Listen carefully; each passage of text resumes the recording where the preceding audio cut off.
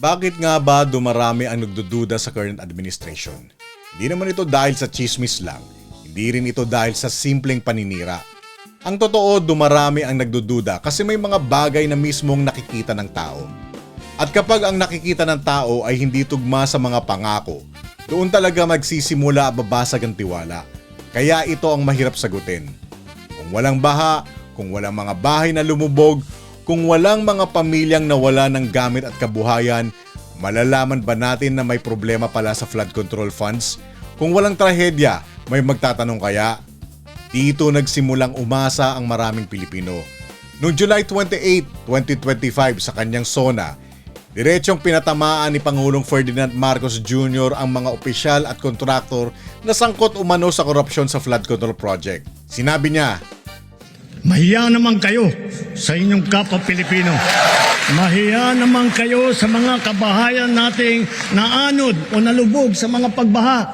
Mahiya naman kayo lalo sa mga anak natin na magmamana sa mga utang na ginawa ninyo na binulsan nyo lang ang pera." Kaya natural maraming umasa. Marami nag-isip na baka sa wakas may malalaking pangalan na talagang mananagot. Baka sa wakas pantay ang batas. Pagkatapos niyan, gumalaw rin ang Senado. Habang lumalaki ang pressure ng publiko, pumasok ang Blue Ribbon Committee sa usapin.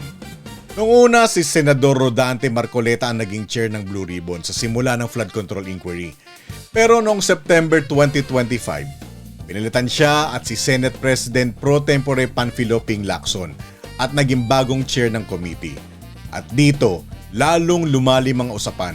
Hindi lang ito tungkol sa mga proyekto sa papel. Umikot na rin ang pagdinig sa mga top contractors, sa mga umano'y kickbacks, sa papel ng ilang DPWH officials at sa mga political names na lumulutang sa mga testimonya. Dito rin naging sentro ng usapan ang ilang personalities gaya ni Zaldico, ang mga Diskaya at iba pang mga pangalang iniuugnay sa flood control controversy. At dito rin nagbanggaan sina Lacson at Marcoleta kung sino-sino ang dapat ipatawag at kung paano dapat patakbuhin ang investigasyon. Habang tumatagal, lalong dumami ang mga pangalan, lalong dumami ang elegasyon, at lalong lumaki ang expectation ng publiko na baka sa wakas makarating ang investigasyon sa pinakamalalaking isda. Pero hanggang ngayon, iyan din ang dahilan kung bakit maraming Pilipino ang nagtatanong, nasaan na ang buong larawan? Nasaan na ang malinaw na closure? Nasaan na ang buong pananagutan?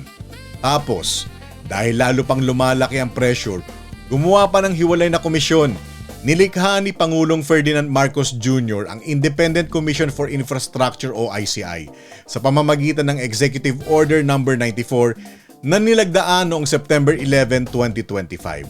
Ang ICI ay isang independent ad hoc fact-finding body na inatasang imbestigahan ang mga alegasyon ng korupsyon at maling paggamit ng pondo sa flood control at infrastructure projects.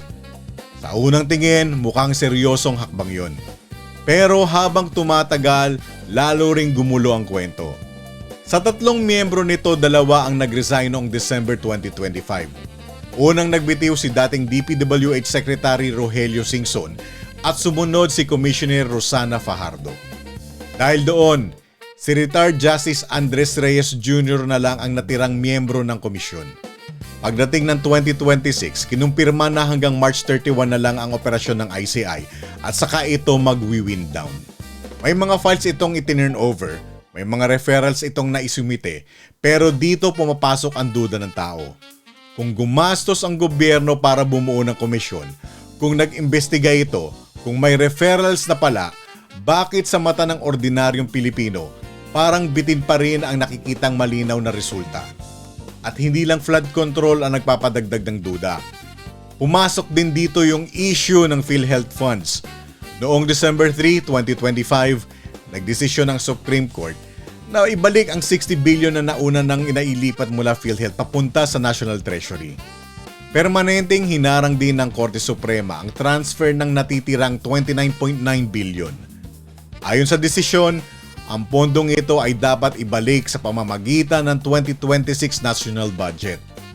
Kaya natural din ang tanong ng publiko, kung malinaw na ang utos ng Supreme Court, nasaan ang malinaw, detalyado at madaling maintindihang closure para sa taong bayan. Nasaan ang malinaw na paliwanag kung paano ito naibalik, saan eksaktong napunta at paano ito direktang mapapakinabangan ng mga miyembro ng PhilHealth. Kaya kung may mga Pilipinong nagdududa, hindi rin mahirap intindihin kung bakit. Dahil kapag usapang flood control, may tanong. Kapag usapang PhilHealth, may tanong. At kapag dumarami ang tanong pero kulang ang closure, natural na magduda ang taong bayan. Habang tumatagal, iyan ang paulit-ulit na nararamdaman ng mga tao. Mas dumadami ang tanong kaysa sagot. December, may sinabi pang may big fish na makukulong. Natural, umasa na naman ang tao, pero hanggang ngayon ang tanong pa rin, nasaan na? May mga kaso, may mga nahuli, pero bakit sa pakiramdam ng publiko, parang hindi pa rin malinaw ang habol sa mga pinakamalalaking pangalan na paulit-ulit nang lumilitaw sa usapan. At doon nagsisimula ang pagdududa. Hindi dahil sa politika, kundi dahil sa pattern na nakikita. Tapos pumasok pa ang issue ng 18 ex-servicemen. Sinabi nilang nag-deliver sila ng pera. Mabigat yon kung totoo. Siyempre, tama lang na ipatawag sila, tama lang na busisiin sila, tama lang na tanungin kung credible sila. Walang problema doon. Pero ito ngayon ang simpleng tanong ng tao. Kung ang nag-aakusa ay iimbestigahan, bakit hindi rin iniimbestigahan ang mga pinangalanan? Para patas lang, di ba? Hindi para husgahan agad, hindi para sabihin guilty na, para lang masabing pantay ang proseso. Kasi kapag isang side lang ang nakikitang inuusisa, natural na mararamdaman ng tao na may kulang. At kapag may kulang, doon pumapasok ang duda. At gusto ko ring malinaw ito, hindi ako DDS. Hindi rin ako pinklawan. Hindi rin ako pro-admin. Neutral lang ako. At sa totoo lang, hindi dapat kailangan pang sabihin yan. Kasi ang tanong, tanong lang dapat. Hindi kulay, hindi kampo, hindi label. Pero napapansin ng marami ngayon, kapag may nagtatanong tungkol sa gobyerno, imbis na sagutin, minsan ang unang sagot ay insulto. DDS ka siguro, kalaban ka siguro, wala ka namang ebidensya. Pero sandali lang ha, kaya nga iniimbestigahan para malaman kung may ebidensya. Kaya nga nagtatanong para luminaw. Di ba yun ang normal sa isang demokrasya? At ngayon magsasara na ang ICI. May files, may recommendations, pero ang tanong ng tao simple lang. Kung ganito kalaki ang issue, bakit parang mas mabilis matapos ang komisyon kaysa makita ang malinaw na pananagutan? Alam nyo, hindi tanga ang Pilipino. Nararamdaman ng tao kung may consistency at nararamdaman din kung may hindi pa buo. At tandaan natin, hindi lang ito tungkol sa pera. Hindi lang ito tungkol sa bilyong piso na nawawala. Ito ay tungkol sa baha na sana naiwasan. Ito ay tungkol sa mga bahay na dapat hindi lumubog. Ito ay tungkol sa mga pamilyang nawala ng kabuhayan sa isang iglap. Ito ay tungkol sa mga magulang na hindi alam kung paano magsisimula ulit. Ito ay tungkol sa pamilyang nawala ng mahal sa buhay dahil sa baha.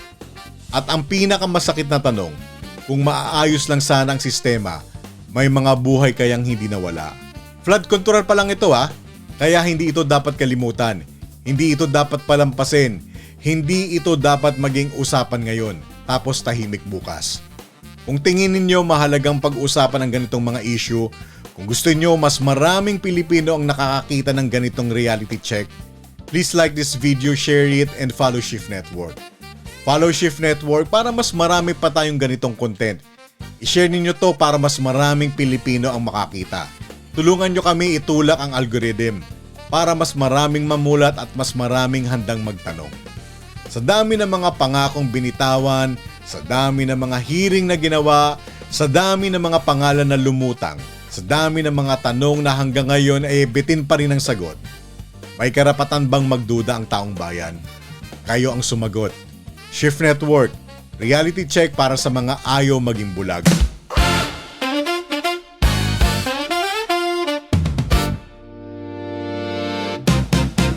Let's shift. We bring back values, respect and